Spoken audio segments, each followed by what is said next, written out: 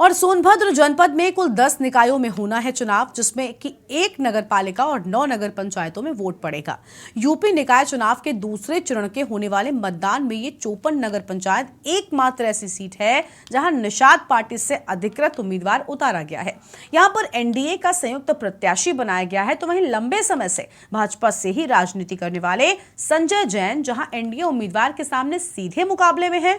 और ऊंट किस करवट बैठेगा ये तो 13 मई को पता चलेगा, लेकिन संजय जैन ने सत्ता दल की नींद जरूर उड़ा दी है। सबकी निगाहें 54 नगर पंचायत में टिकी हुई हैं। यही वजह है कि अपने उम्मीदवार को जिताने के लिए निषाद पार्टी के राष्ट्रीय अध्यक्ष संजय निषाद खुद प्रचार करने पहुंचे थे, तो वहीं निषाद पार्टी के शीर्ष नेतृत्व के कई बड़े पदाधिकारी लंबे समय से इस नगर पंचायत में डेरा डाले हुए हैं। अब देखना होगा कि इस कड़े मुकाबले में आखिर जीत किससे मिलती है।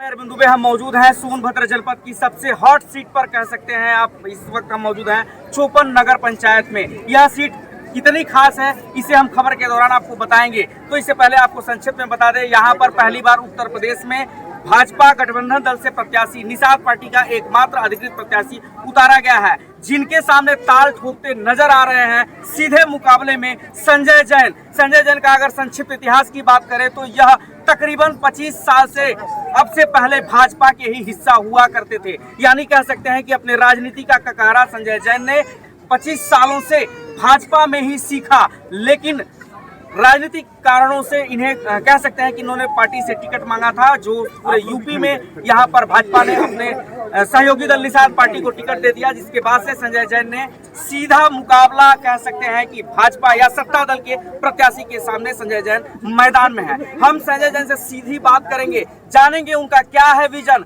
किन बातों को लेकर यह चुनावी मैदान में है, चुनाव में वो अपने आप को कहाँ देखते हैं, क्या वो चुनाव यह जीत रहे हैं या नहीं, इसे लेकर के हम संजय जैन से ही करेंगे सीधी बात। आइए मिलाते हैं आपको संजय जैन से। जैन साहब, आपका के न्यूज में स्वागत है। सवाल सबसे पहला, आपको कब लगा कि आपको चुनाव मैदान में आना चाहिए? चूंकि आप लंबा राजनीति किए हैं, इसके बाद भी आप भाजपा से बागी होकर के चुनाव लड़ रहे हैं, ऐसा क्या हुआ? अचानक नगर पंचायत चुनाव में 23 तारीख को शाम को ये डिक्लेयर हुआ कि 54 नगर पंचायत की सीट एनडीए खाते में चली गई।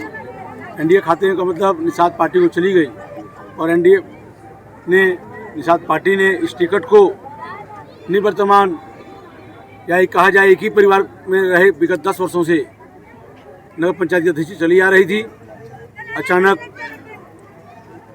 मन बनाया मैंने कि लोकतंत्र की हत्या करने का प्रयास है। मैं कार्यकर्ता होने के नाते, कार्यकर्ता के सम्मान में मैंने फैसला लिया कि ये चुनाव कार्यकर्ता बनाम परिवारवाद के खिलाफ चुनाव लड़ूंगा। चुनाव में आपके वह क्या विजन है जिनके आधार पर आप चुनाव लड़ रहे हैं? जनता को आप क्या संदेश देना चाहेंगे? अगर आपकी जीत होती है तो ऐसा क्या चमत्कारित कार्य होगा जो 54 में अब तक नहीं हुआ? सबसे बड़ी बात तो अब 3 दिन बचे हैं चुनाव के, रिजल्ट आपके सामने आ जाएगा। चुनौती की बात करूं तो मैं 10 साल का जो विकास के नाम पे परिवार चिल्ला चिल्ला के जनता से वोट मांग रहा है, जहां हम खड़े हैं, जहां आप सवाल पूछ रहे हैं, अगल बगल तस्वीर कैमरा घुमा के देख लीजिए आप, विकास सामने नजर आ जाएगा। जिस पार्क में हमारी नुक्कड़ सभा चल रही थी, ये पार्क अधूरा पड़ा हुआ है और इसका लोकार्पण हमारी जनता ने, हमारी निषाद समाज के लोगों ने रोक दिया था। प्रत्याशी द्वारा, उस परिवार द्वारा लगातार 3 चुनाव लड़े। उन तीनों चुनाव में एक ही वादा किया इन्होंने कि निषाद समाज को मैं निषाद पार्क बना के दूंगा, वहाँ भगवान निषाद राज की मूर्ति लगा, प्रतिमा लगाऊंगा, परंतु एक भी काम उन्होंने निषाद समाज के पक्ष में नहीं किया। लेकिन वे निषाद समाज की टिकट लेकर, उनका हक छीनकर, खरीद कर उन्होंने मैदान में उतरे हैं, और वही निषाद समाज आज मेरे साथ जन सैलाब के साथ खड़ा है। और सबसे पहला काम मैं, यदि मैं कुर्सी में बैठता हूँ तो सबसे पहले काम सम्मान देने का काम, भगवान निषाद मूर्ति की स्थापना करने का काम मैं संयोजन करेगा।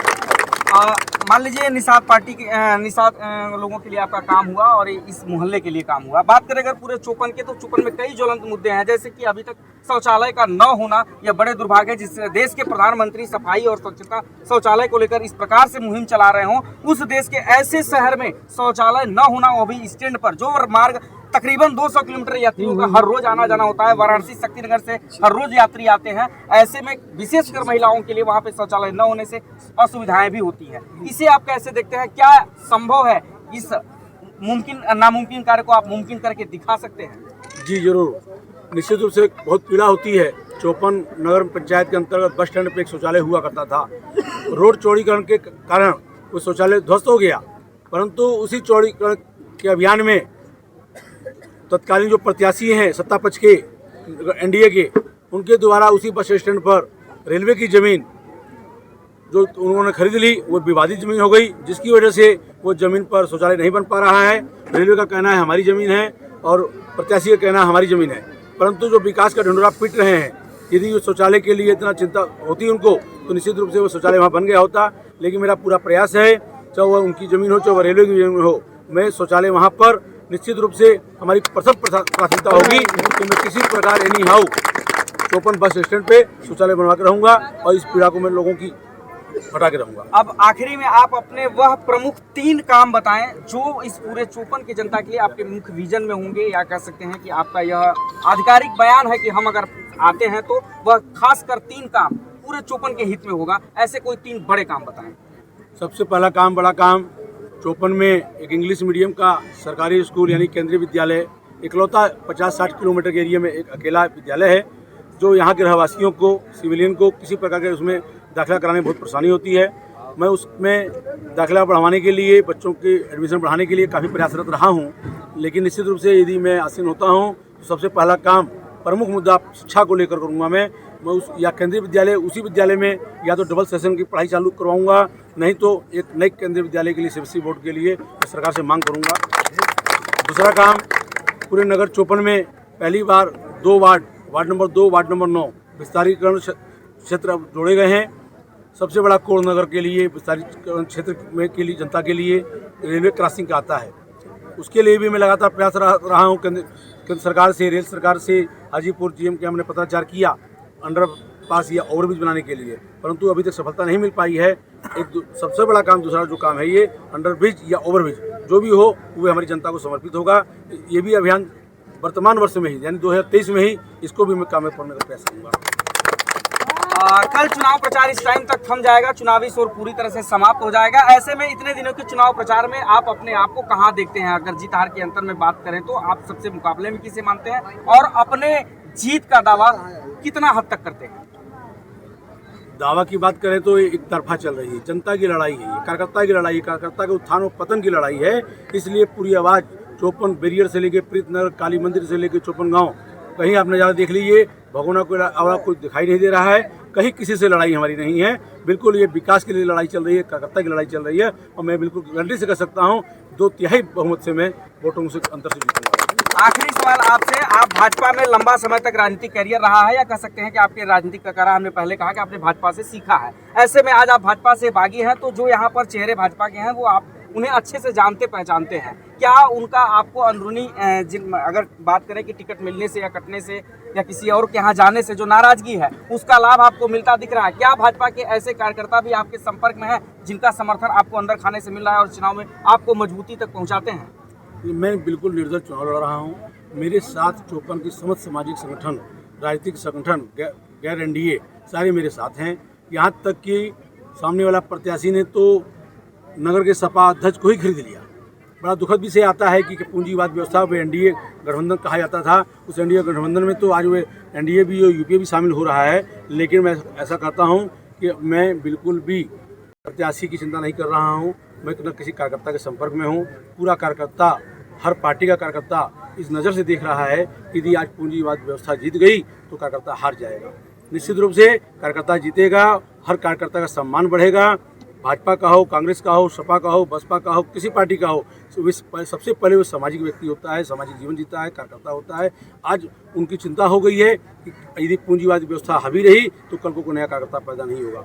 इसलिए सबसे पहले कार्यकर्ताओं को मैं बधाई देता हूँ कि जिस प्रकार से समस्त दलों के कार्यकर्ता मेरे साथ अंदर या बाहर रूप से मेरे साथ लगे हुए हैं, सभी को मैं धन्यवाद देता हूँ, आभार प्रकट करता हूँ और निश्चित रूप से आपको इसका रिजल्ट 13 मई को दिखाई देगा। धन्यवाद संजय जैन जी, हमसे बात कर रहे थे यहाँ पर चुनावी मैदान में ताल ठोक रहे हैं संजय जैन जी, जो सीधा अपने हमारे सवालों का जवाब बेबाकी से दिए और अपने जीत का दावा भी किया। हम है सोनभद्र जनपद के चोपन नगर पंचायत में चुनाव से जुड़ी ऐसी खास खबरों को आगे भी दिखाते रहेंगे। सोनभद्र से अरविंद दुबे, के न्यूज।